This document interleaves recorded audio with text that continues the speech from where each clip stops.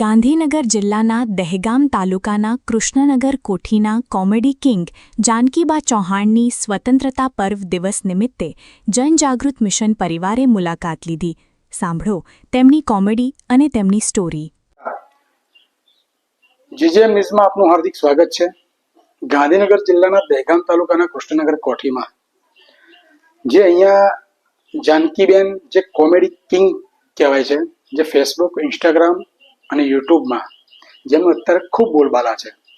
તો આજે જાનકીબેનના ઘરે મેં આવ્યા છીએ. તો જાનકીબેને પૂછીશું કે આજે સ્વતંત્રતાના દિવસે કે આજે આ પર્વની અંદર આપણે શું પ્રોગ્રામ કર્યો તમે આજે 2026 ના રોજ 2026 15મી ઓગસ્ટ અમારા સ્કૂલમાં કાર્યક્રમ કર્યા.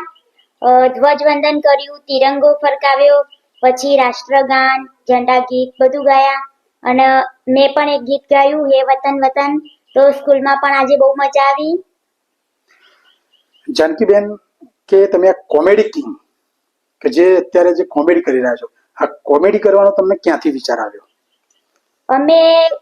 હું છઠ્ઠામાં ભણતી હતી અને દિવાળીનું વેકેશન હતું.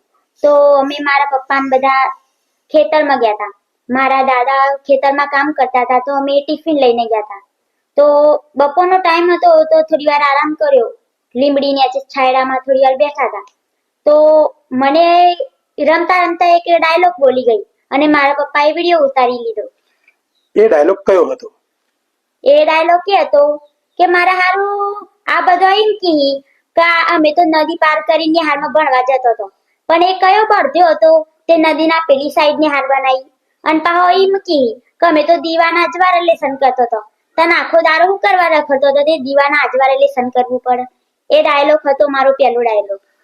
અને એ ડાયલોગ તમે મોબાઈલમાં મૂક્યો પછી કેટલા જણે જોયો હતો એ વિડીયો? એ એક જ રાતમાં 2 મિલિયન વ્યૂઝ આવી ગયા હતા અને અત્યારે હાલે તો 5-6 મિલિયન છે. પછી અત્યારે પાછું હમણાં થોડા દિવસ પહેલા મેં એક મોબાઈલના માધ્યમથી કે આપનો એક વિડીયોની અંદર એક સોંગ પણ જોયું છે. તમે કોમેડી કરો છો અને એક સોંગની અંદર પણ મેં આપનું સોંગ સાંભળ્યું છે. તો સોંગનો વિચાર કઈ રીતના આવ્યો તમારો? તો આમ તો વિચાર તો નતો જ આવ્યો, મારો વિચાર પહેલેથી જ હતો. મારા પપ્પા છે ને પ્રોગ્રામમાં જતા હતા, ભજન પ્રોગ્રામમાં, ગરબા પ્રોગ્રામમાં. તો એ બધા વિડીયો ઉતારી લાવે ઘેર, તો અમે કાયમ જોતા હતા જ કે કેટલી મજા આવતી હશે ને ગાવામાં. તો મારા પપ્પા, અમારા બાજુમાં પડોશમાં ભજન હતું, તો મારા પપ્પાને એક જાણવું હતું ભજનમાં. તો હું પણ સાથે ગઈ, મારા પપ્પા મને પણ લઈ ગયા.